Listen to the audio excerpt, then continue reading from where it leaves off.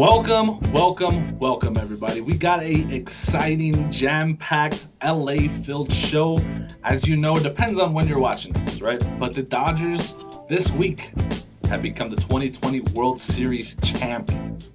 And yes, that is the number one topic on everybody's mind, through the hearts of Angelinos everywhere. Everybody's celebrating in the streets. It's number one, and it is the number one topic on this show today. And so, Mandy, you're a lifelong Dodger fan, and you've been Lifelong, baby. Born in 1987, born with a Dodger hat. Big old Dodger hat. I got a big old head when I was born. So 87. So you were a year old when they won their first one, or they won the Yeah, last man. one, right? I remember everything. I remember Kurt Gibson walking up to the plate, I remember all that, man. Of course. Hell yeah. So I don't remember anything. so 32 years later, here they are. It kind of giving your age away, man. I don't know about that. But 32 years later, after going to the postseason 4 years in a row and coming up short and losing to the World Series champs in all four of those years, the Dodgers did it. They got over the hump. Talk to me. Tell me Look, how and why they did. it's simple. Everything leads up. Yeah, everything that they lived, they learned, they played, they adjusted, got to this point, we're champions. What's the biggest difference from this team to the last 3, 4 years? Simple. One word encompasses a lot, but here it is. Veterans. And Yeah. what I mean by veterans, veteran leadership. Yeah, you want to talk about, Justin Turner, right? You say he's the heart and soul, the captain of the team, right? And I hated this trade when they got AJ Pollock because I kicked out my boy Yasiel Puig. I love Yasiel Puig, man. But Wild he was horse. too much of a character. Too much of a character. And AJ Pollock became that stable veteran guy in the dugout everyone listened to. You still had Clayton Kershaw. He's the pitching staff leader. But what I want to focus more about this whole idea of being a veteran, is now you see the maturity and you see Bellinger, Corey Seager, right, Yeah. hitting their prime and becoming just ridiculous animals now when it comes to filling up the stat sheet. And I haven't even mentioned yet people like Chris Taylor, who's so just durable, Max Muncy, and most importantly, the biggest piece they got, Mookie Betts. Wow. This team was filled with, they have young pieces, yes, but they have these pieces who are hitting the beginning of their prime. And that's what makes them different. Because remember, when they went to the playoffs, World Series 3, 4 years ago, all these guys I just mentioned, right, they were either, first, second year guys or even rookies Yeah. coming up through the ranks. The real veterans were like, Kershaw and stuff like that. But all the other guys were either not with the organization or they were still young. That being said, that's what the biggest difference is. This team just had it. You could just tell from the beginning of the year, this was their year. Even down 3-1 against the Braves, I wasn't worried. A lot of people didn't waver. Yeah, a lot of fans didn't waver. They really saw their team going all the way, and hey, it paid off. But yeah, and I think you're right. I think Corey Seager, this is his third World Series. You know, um, guys like that, it's their third time in the World Series. They have experience. They know the ups. They know the downs. They know how to get through these things. Granted, they never won the big game, but this was their chance to do that, and they did it. They got the right matchup. They accomplished what they needed to, and really, like, I know people are going to talk about Mookie Betts, and I still don't think they're going to talk about him enough. I really think he was one of the big reasons why they got him over the hump. My Oh, biggest thing with Mookie in the postseason, and I think was different from any other player in the postseason. I don't care, Ray, Dodger player, doesn't matter. When Mookie was out there, he was 100% dialed into whatever he was doing. So when he was at the plate, he was a hitter. He was a veteran hitter, knew what he was doing. And when he was in the field, he didn't stay as that guy who just struck out 3 times or whatever it was. He became a Gold Glove outfielder, and while he was out there, like he is. And then when he was on the bases, he didn't let having a rough night before that affect him, or being a hitter affect him. He became a base runner, and the best base oh runner on the field at the time. my So God. Mookie really just elevated that Look, team, base and running, I think, was the calling card of the so Dodgers. so key. Two guys I want to just focus on is, yes, we already mentioned Mookie Betts and his ability to score on an infield hit from third base when the infield's playing in like twice in this Crazy. playoffs. But also, man, Chris Taylor. Chris Taylor's a beast on the base paths. It's Beast. He's a guy grit. he takes great big chances. Yeah, he might fail sometimes, But I think Mookie Betts and Chris Taylor definitely sit the table when it comes to this athleticism and speed. And you focus on Mookie Betts, which we should. But I just think the best player the Dodgers had in this playoffs, without even question, was Corey Seager, the MVP of everything. Corey Seager batted 400 in the Yeah. World Series, probably batted another 400 in the NLCS. Yeah. This guy was ridiculously what he did with hitting key home runs and everything. I think he struck like twice, 3 times, and all that stuff. But the balls he hit were lasers. Yeah. No, This guy, absolutely. this is the future of the Dodgers when it comes to the whole backbone of their defense at being a shortstop Yeah. and the number 2, 3 hitter, whatever you want to put him at. He's a beast. I agree. He was exciting. He was great. Another guy I don't think nobody's talking about enough, and not just with the World Series run, but the playoff run. Julio Urias was amazing. Like not good. Like he wasn't good. He wasn't great. He was phenomenal. He was amazing. I have never. I'm gonna tell you right now. I have never voted for a World Series MVP in my life. I got on to the app and I voted for Urias because I thought he was just sensational and he was just so valuable for the Dodger team out of that bullpen. What did he go 3 innings, 3 shutout innings twice in 2 different games? Like he was insane. You didn't have to worry about going through that heart attack with Jansen and Trinan and guys like that. Julio Urias was the constant guy that the Dodgers could turn to in the big moments out of the bullpen. And being that young, he didn't waver once. He was emotionless out there and he was ready to go every single time. Now, the only I have to disagree with you with him being MVP because don't get me wrong, he was great. I think he's my runner-up or even a top 3 in Yeah, terms of MVP behind. tremendously valuable. But he only played in 2 games in the World Series. Yeah, Game 7, and I think he started Game 4 or 5, whatever it was. Which is, I mean, key. It's he was huge. huge. Yeah, I thought Kershaw could have won the MVP too, and he only pitched 2 games. But I Yeah. think that Dodgers had a ton of pieces, and all those pieces coming together was really what got him a World Series ring. So again, congrats to the Dodgers. Shout out to the Dodgers, and I got my LA hat on for you fans out there. I Hey, got y'all. wow, I got notice y'all. that. So we're moving on to our next topic, and of course, now that I think baseball's elevating, by the way, viewership wise and things like that. But NFL is king, so we're gonna Oh, spend some hold on. time. Before we get to the NFL, I just saw right now Caesar Sportsbook. Did you see who's the favorite to win next year's World Series? I'm assuming the Dodgers, but I don't know. Great assumption, kid. Great assumption. Yes, it is the Los Angeles Dodgers of Yeah. Los Angeles. If, Yes. if a lot of things don't change, I mean, definitely, yeah, that's a good. I mean, it's a good Look, shot. look. The only person who might change, to be honest, is Turner, JT and Kike but Edwin Hernandez. Rios, man, that guy's nuts. He's so good. Yeah, Hey, it's okay. it's, so It's okay. so with that, we'll move on to the king, which is NFL. NFL is always the king, viewership wise, fantasy football, all that stuff. So there's some trade deadlines coming up, and usually with the NFL, it's pretty boring, right? But I think this year it's gonna heat up quite a bit because there's some teams who we thought were gonna contend. They're not really in contention anymore, and they're gonna try to move some pieces. Some really constant pieces that you've seen for teams are probably gonna be moved this year. First one, J.J. Watt is on the trading block, or he's supposedly on the trading block. What's a good fit for J.J. Watt, Mandy? Tell me. Well, Where could you see him going and so being successful?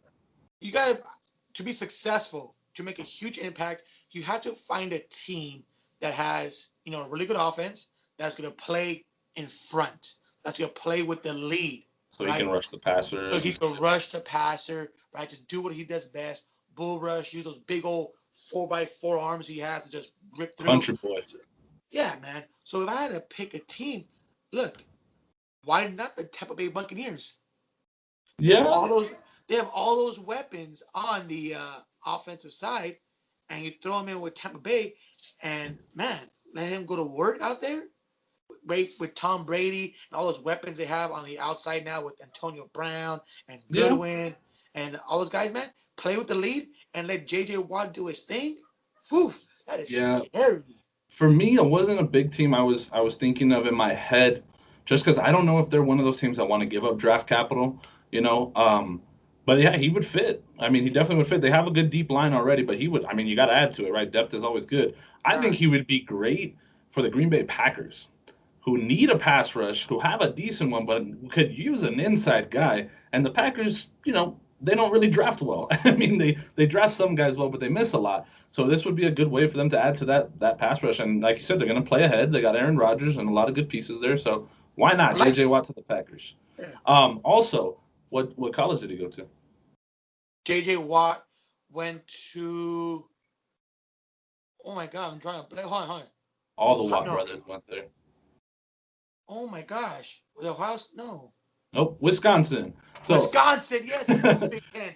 All I knew was Big the Ten. next I drew a blank. Yeah, Wisconsin. yeah, him and all his brothers went there. So Yeah. the next guy, Julio Jones. The Atlanta Falcons haven't done well this year. They're 1-6, Yeah. trending down. And Julio Jones is one of those pieces who's making a lot of money. He's an older guy. They're probably going to want to ship him off for some good draft picks here. Who fits Julio Jones? You're gonna laugh at me, okay? You're going to say the same team. There's two teams. I was thinking we think the Raiders. I was, yeah, Like, absolutely. I started with the Raiders, which Uh-huh. that'll be a great fit. Don't be a great fit for him. But look at me. Look at my eyes. Look at my eyes. Rams, you're going to say. No. Chicago Bears. Oh, What? yeah. Oh, Yeah, I mean, yeah. they're 5-2. Yeah. 5-2. They're in the playoff hunt with no offensive threats at all. I mean, the quarterback over there, Nick Foles, is not bad. He led the Eagles to Yeah. World Series, to a Super Bowl, right? To a Super Bowl. Why not? Julio Jones, Chicago Bears. Hey, that I might mean, work, my guy. it's not a terrible fit. I think they got one good big possession receiver over there. Allen So Robinson, adding, is it? yeah, he's great. He's really good. Adding another one would definitely help. Yeah. I really think he fits the Raiders though, man. No, he They does. need a big outside weapon like that to take to let Carr have some more toys to play And with, and he's give gonna do Darren well. Waller space in that middle to just do his Exact. thing. Oh yeah. And trust me, get Julio Jones to the Raiders with John Gruden calling plays. That's a dream. That's a match made in heaven, I think. Uh, Wait. Don't stand up now. This is PG over here. I want you to stand up and have us, poke my eye out or something, Whoa, dude. whoa, whoa, whoa, whoa, whoa. All right. So we got next one. Maybe not a guy you thought would be on the trading block this year, but Ryan Fitzpatrick with Tua starting on that team. Who fits Ryan Fitzpatrick as a trade partner? Look, to be honest, it's kind of a loaded question because I mean, I don't really think he could. He could help. He could help. He's There's old, one past his there's prime. one team I have in mind. One And team. the only team I think that he would benefit and they can get him cheap, the Dallas Cowboys. They're not technically out of the playoff picture yet. And if Yeah. they can get a consistent starter and they have weapons that Fitzpatrick could use, I think he might do something there. He could Hey, get 6 wins. no, you're right. I agree with that. But before you cut me off, when I said it was a loaded question, you know who has the best team that actually he could help? Miami. The Miami Dolphins. Why would you do that for? Jeez, Yeah. Nope. Miami. Why would you trade him away? He's actually had a winning record. Yeah, he's on the Oh trading my block. So. God. I agree. Come I on. think he could. I think he could mentor Tua, but I think he's so hurt by the decision that he might not be wanting to. Yeah. So it. I think Oh it's yeah. It's too late now. It's too yeah. late It now. might be a locker room thing. Yeah. Next guy again, another guy you probably wouldn't have thought is on the trading block. Stephon Gilmore, the defensive player of the year in Yeah. 2019. The defensive You player think of the year so? in 2019. You think the Patriots let him go? I think they have to. They're not really competitive in the AFC. They're not winning a wild card spot with the Raiders and the Browns there. They're not winning a wild card spot with all the teams in that AFC that are doing well. Pittsburgh, Baltimore, Las Vegas, Cleveland. All those teams are great, and the Patriots they lost again, and they're having a lot of trouble beating these good teams. So I think so. Yes. I think I have the perfect fit for him. The 49ers. Yeah. Okay. I could Right? see They that. have they have some injuries in the secondary, if I'm not mistaken, right? Mhm. That's some injuries. And they got to deal with all those teams in the NFC West.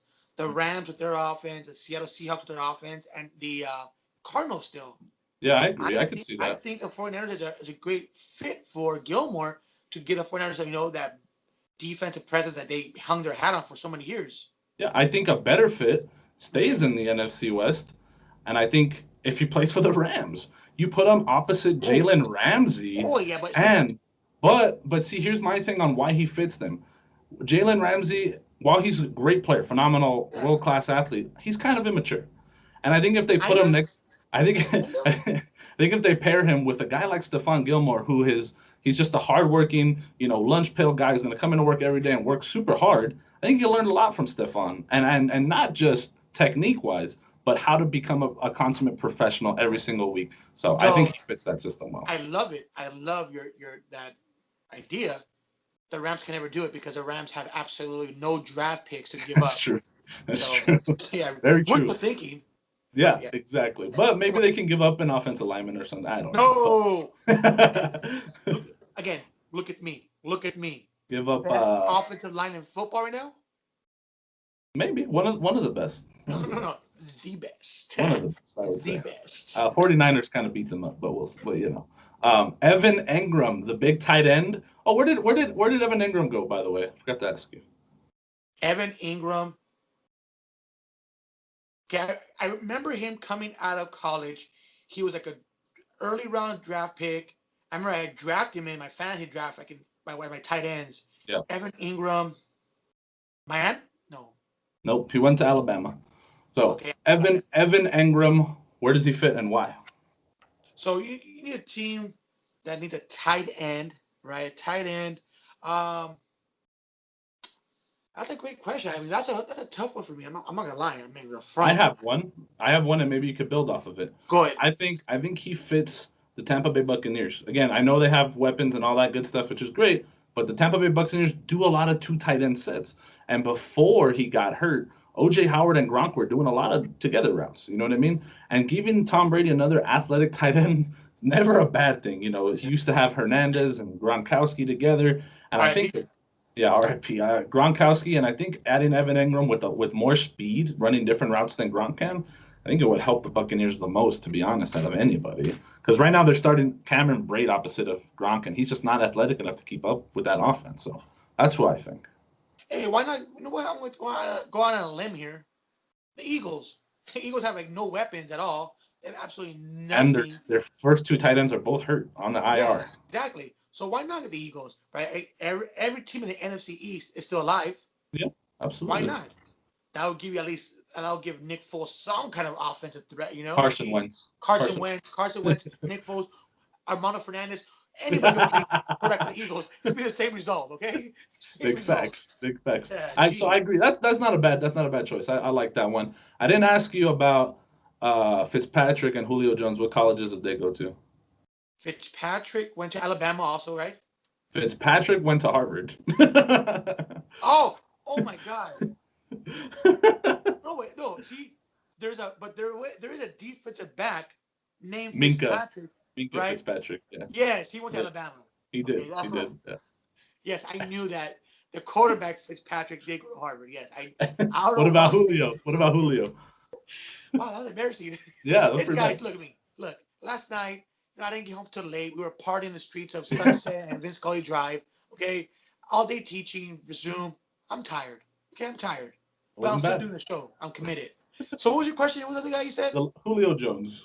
Julio Jones, man, Alabama. Yeah, he went to Bama. So Yeah, there he you went to Alabama go. too. Come on, A lot of he's Bama great. guys on here. Yeah, I love Yeah. Alabama guys. A lot Yeah. of Bama guys.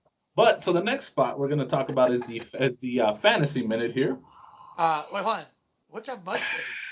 Probably the best podcast host in the potential. Wow. Yeah.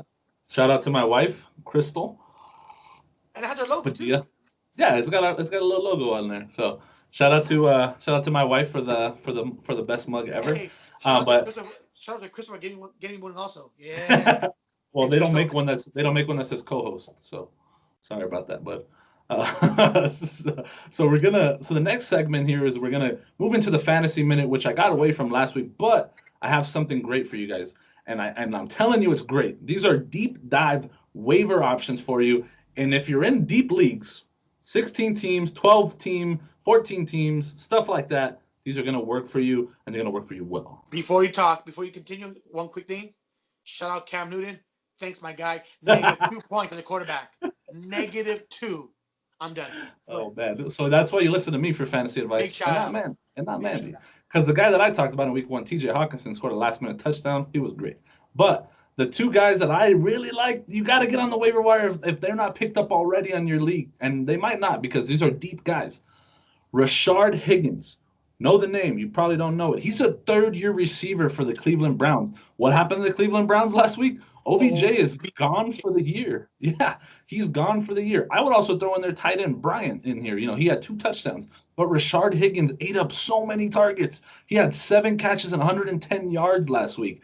This is a guy you need to roster because before OBJ, he ate up a lot of targets. Before Landry, he ate up a lot of targets. And he's a good receiver. He just doesn't get enough time. He doesn't get enough routes because of those 2 guys ahead of him. But now OBJ is hurt. Get Rashard Higgins on your team. And this is a common theme. When guys get hurt, other guys step up. The next guy that I like so much, and I guarantee you haven't heard of him, JaMycal Hasty. He was before last week. He was the 4th-string running back for the 49ers.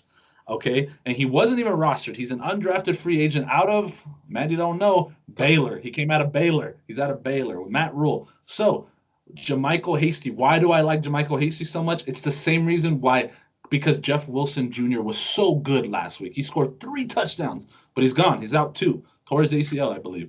He's out. Raheem Mostert's on IR. You got Jerick McKinnon as the number 1 back, who I think is going to do well, but he's a veteran and he's got so many injuries. So the Niners don't put him in for that many reps every single game. They like to use the second back. This week, the second back is going to be JaMycal Hasty, and moving forward, it's going to be JaMycal Hasty. I know for a fact in San Francisco, they love this kid, and I think he's going to do wonders for your fantasy team. I think he gets a lot of red zone carries, and even last week he already did some damage. So go ahead and look at his stats from last week. I think you might like what you see. JaMycal Hasty and Rashard Higgins, roster those guys. Can I take a guess on your third person? I was gonna have a third person, but I'm not too sure about it. But what would you think I would have chosen here? DJ Dallas. No, I don't like DJ Dallas. I'm not sold on him. I was gonna go with Hyde because I think he still plays this week. Carlos Hyde, and he was awesome without Chris Carson in the game. But I don't know, because it might be Travis Homer. I don't know. Oh, he's hurt. I don't think well, they're all questionable right now. Chris Carson is the least likely to play. Carlos Hyde is the most likely to play. So monitor those guys. Whichever Seattle running back is healthy, you want on your team. I promise you that, because that offense is elite. But yeah, that's my fantasy minute or two. Make sure you roster those guys so that way you can win your league. Because God, who doesn't like winning? By the way, me and you this week, Mandy, we got a showdown, my friend. Yeah. Who's in third? Wait, because you dropped from first place down to I lost 2 in a row. 2 in a row. I've been decimated by injuries. It's not fair, but I got those guys already, and that's why I'm releasing these picks now, because the waivers went through already. So I got those guys on my team. No worries about that. But so the next segment, Mandy, we're double teaming this one. We're tag teaming this one because double team. Because we haven't done well apart, but maybe we could do well together. Last week we had our guy from MZ Sports Betting. He did okay. He missed his lock just by. I mean, it was an unfortunate ending to that game. But at the same time, he did get us that big underdog win, outright Steelers. So shout out to my guy over there. But this week we talked about one game in particular for our lock, and usually we pick a team for the lock. But this time, we're going to play it a little smarter here. We're just going to take the overs on this game, meaning both teams combined have to score over 52.5. And the game that we're looking at was the Las Vegas Raiders and the Cleveland Browns. And the big reason why we like this game so much is because the Raiders this year, in games to go over, have only not gone over 1 time. And in that game, they had 3 turnovers, 1 in the red zone. And with that touchdown, would have went over. So the overs have hit in the Raider games every single time. And I'm gonna tell you why. I'm a Raider fan, but our defense but our defense has been less than good. We've been less than good. We've been. I don't want to say bad because I don't want to talk about my defense like that. I mean, you could say below average. We've been less than good. We've been below average, well below average. And given up a lot of points, but at the same time, our offense has responded and scored a lot of points. Put 40 up against the Chiefs. 35, 36 points consistently. Even in a really bad loss against the Buccaneers, they still scored 20 points. And hey, that defense allowed 45, so that game definitely went over. So, take the Raiders against the Browns and the overs. Both defenses are bad. Last week, the Cleveland Browns gave up 34 points to the Cincinnati Bengals. I think we could see some of the same thing happening here. Mandy, give these guys our underdog. I gotta go with the one team that's the last 2 weeks has been just hot, like a hot tamale. Okay, and that's the San Francisco 49ers. They're +3 against the Seattle Seahawks. Right, Seahawks, they're great. They're good, but maybe they got exposed by the Cardinals. I don't know. Yeah, but you got two different offenses there. So you got the really dynamic Cardinals offense that really, I mean, tore apart the Seahawks. You think Jimmy Garoppolo and that slow-paced running game is gonna do the same thing against Seattle this week? I see why not. And like we just talked about Seattle, they don't even know who the running back is going to be. That's true. They don't know who the running back's going to be. That makes a huge difference with a team with who's going to run the ball, what kind of game plan you're going to go in and do with the power back, you go with the rookie guy. You don't know what you're going to do. So I see the 49ers and their smart coaches, their experience to go ahead and develop some kind of game plan where they're going to go ahead and contain Russell Wilson and that gazelle DK Metcalf. That guy's You saw, insane. you saw how he hopped? Just He's got the move. crazy. He's insane. He's so good. Yeah. Yeah, He's I one of like those. the. But He's the new Megatron to me. oh I really my think god, he's the next Calvin Johnson. He's insane. But yeah, I think yeah. So I'm going to take the 49ers +3 okay. against the Seahawks. Yeah, I think I like the pick here because I think this is one of those, it's the Seahawks. So every game is close. And even if they do win, I think they win on one of those last minute field goals, which you would at least push here. So I Yeah, like the pick. I like to pick the 49ers as the underdog for sure. So moving on. So we don't have a guest this week because, hey, LA fans are riding the high and celebrating the Super Bowl still, right? So we're gonna have some Dodger fans, lifelong Dodger fans, people who we know are just all about the Dodgers in every single way, come on the show and talk to us about what this World Series meant to them. So let's bring on these guys.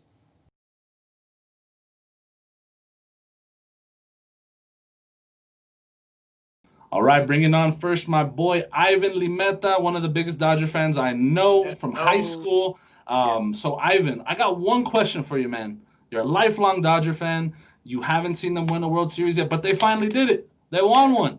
So Finally. what does this Dodger World Series mean to you, man? How does it make you feel? To be honest, it means everything for me. My family and I, we grew up big Dodger fans, and because of my uncles and my grandparents, I grew up loving baseball, and then obviously fell in love with Dodger baseball. So obviously, seeing them finally win it all last night was like the best feeling ever. From going to games as a little kid and going now as an adult, and getting to cherish all those memories from like Gonzo, Ethier, and Kershaw Oh, Right, being the right. guy from like that main core, not to for him to finally to get a ring, and for him to be a champion, and then obviously be that leader for that young core, man. It's a great feeling, man. I'm so happy for Huge. him Yeah.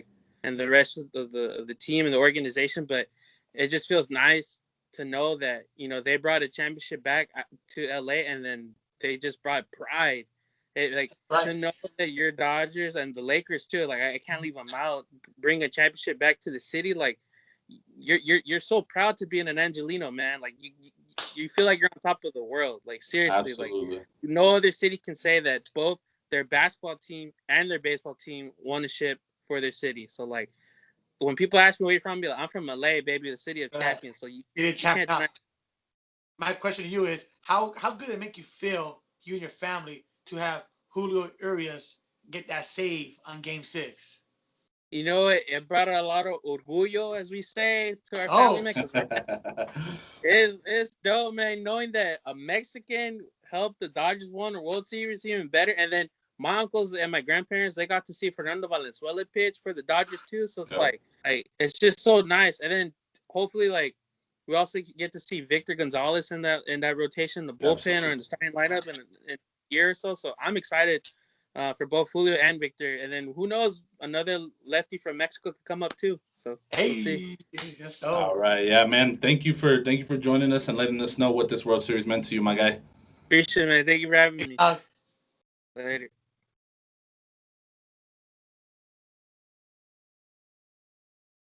Yeah, so those were our passionate LA fans, And as we know, we love these LA fans, and I know God knows they love their Dodgers. So I love having interactions with the fans, Yeah. and you guys were great.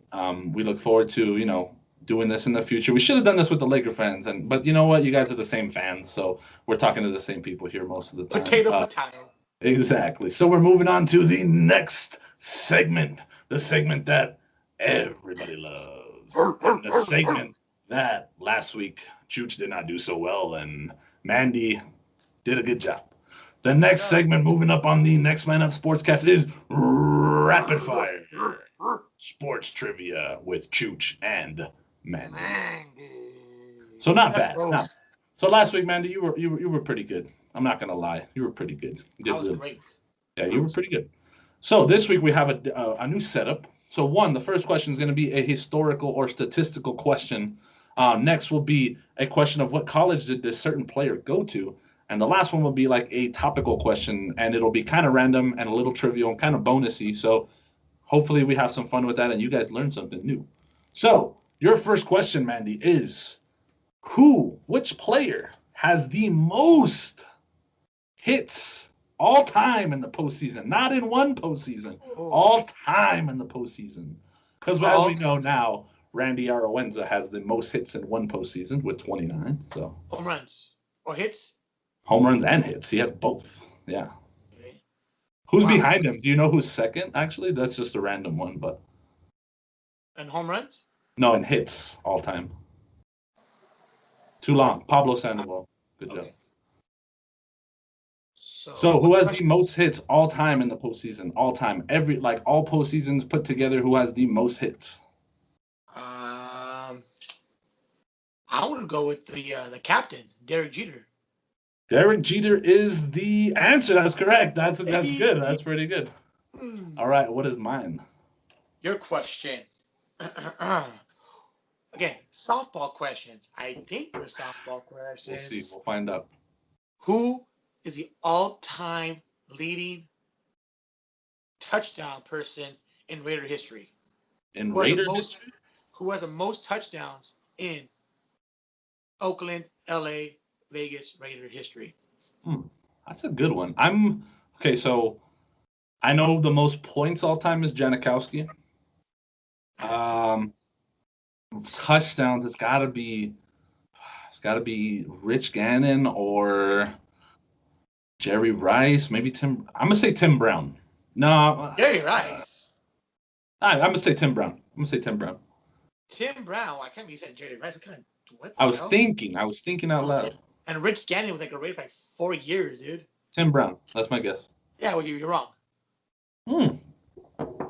Go with your boy. Who's your boy? Derek Carr. Yeah. What am I thinking? I definitely do that. Derek Carr. I started thinking historical, and I got him in my own head there, man. Yeah, you I got him in my own head. Anyway, so what college did Alvin Kamara go to? The most lethal weapon in football. What college did my guy go to? He went to two different ones. Oh, well, I know the one. The last one he went to, the main one. Which is? Guys, I'm a stud. By the way, filled with facts. Tennessee. That's correct. So he actually he was at Alabama first, got hurt, and then he was behind Derrick Henry, TJ Yeldon, a couple of guys there where he wasn't going to crack the starting lineup, so he went to Tennessee. Obviously, the rest is history. 2-0. 2-1. 2-0, yeah, technically for now. Well, what you got? It will be 2-0 because you're not going to get it right. So my question is, Derek Cousins. Kirk Cousins? Kirk Cousins. Fuck, Derek. What is it? Derek from? Do that again. Ready? No, you're good. You're good. Kirk Cousins went to Michigan State. Oh, well, that's good. Yeah, I didn't know that one. Because he's a bump. I know where he went. So my next question for you, the fun topical one here is, how many kids does Phillip Rivers have? Oh, he has a lot. He's got a lot. Yeah. Oh, I know he has a lot because when he was here in San Diego, they allowed him to live in Orange County, I think it was, and he bought this huge van and he pimped it out for his kids. Yep. Oh man. 7. 9. He's got Cool. 9 kids. He's got 9. I thought 7 was being extra. Yes, he's got 9, and I think he said he wants more. So yeah. Phillip Rivers, my guy, buy a TV. Man, For sure. no wonder he throws so many interceptions. He's thinking about his kids all day, the whole time. He's just stressed out, man. He's stressed out. Hey, what he could do is he could name every interception after one of his kids. Oh. Tommy, Brittany, Jessica. In Wow. one game. In one game. That was bad. Yeah, he's got 9. So what's my question, sir? Aaron Rodgers, pimp daddy, good looking mofo. Who was his ex-girlfriend?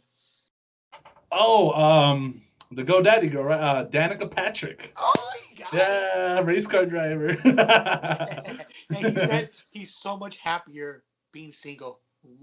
Oh, wow. Yeah. Okay. I wonder, yeah, Danica must have been a little cuckoo. But Oh, anyway, 2-2? no, that, yeah, 2-2. 2-2. We ended at 2-2. So not bad. Tie. We have to tie. I don't have another question ready. So we'll tie this week and we'll settle it next week.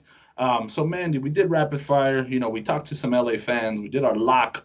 What's your takeaway for this week, man? What has been your takeaway? What is standing out to you? I got 2. One, I'm going to go with the main one I'm going to talk about, and that's going to be my Dodgers big championship World Series. Oh, so excited! But buzzkill, I'm going to go this way a little bit, and I praised you early in the show for being a veteran leader. Justin Turner, look at me, Turner. What were you thinking, my guy? Man. That was horrible. You put a stain on this post-game celebration. Like you took your. I understand. You waited for so long. You know, you've been a Dodger for about 6 years, 7 years now, right? All this losing and okay, now you win a champion. That's fine, my guy. You went back on the field without a mask, hugging all these people. That's terrible. Even if it is a false positive, you were still taken out of the game. Now the MLB is investigating you and probably the Dodgers. And my guy, that's selfish. I don't know about you. That's selfish. I understand. I understand this could be a once in a lifetime deal. This could be your last game with the Dodgers because your contract's up. I totally understand that. Celebrate with them in the dugout. Or at the very least, if you want to be selfish, that's cool. Put on 4 masks. Put on a surgical mask, a gator, and another mask on. Right? Come on. And the thing that bothered me too is he's right there without a mask next to Dave Roberts, who is a cancer survivor. You know, so he's got a compromised immune system already. So, God, JT, why'd you do it, man? I kind of get it, but at the same time, I don't. You know, I really don't. So. And that's what I want to say was actually kind of weird segue. You kind of brought up like cancer. Just want to give a high school football in our area lost one of the great coaches. St. Francis High School, big rival of Cathedral, all boys school out there in La Cañada. Their coach had been battling cancer for about over a year now. And at the last World Series game, Dave Roberts, when they put I stand for, he actually put Coach Bonds on there. I stand for Coach Bonds. And he passed away yesterday. So I'm sorry, he passed away this morning. So I don't know if he was able to, if he was conscious enough to see the Dodgers win. But he, Coach Bonds from St. Francis High School, head coach, 51 years young, ex-UCLA Bruin. He passed away. He died because of cancer. And St. Francis, and they're a great program, great high school football program. Absolutely. They always battle with undersized kids, and he passed away. So shout out to St. Francis, but special prayers go out to the Bonds family. Absolutely. And you know what? We'll end the takeaways on that because that's just something that, I don't know Coach Bonds, like you said, personally, but you do. So, prayers go out to him and his family. And, that was our show this week. So we thank you for joining us. And make sure you come back next week because the episodes just get better, I promise. So make sure you follow us on IG, subscribe on all of our YouTube channel, Twitch, and all that stuff. And we'll see you next week on the Next Man Up Sportscast.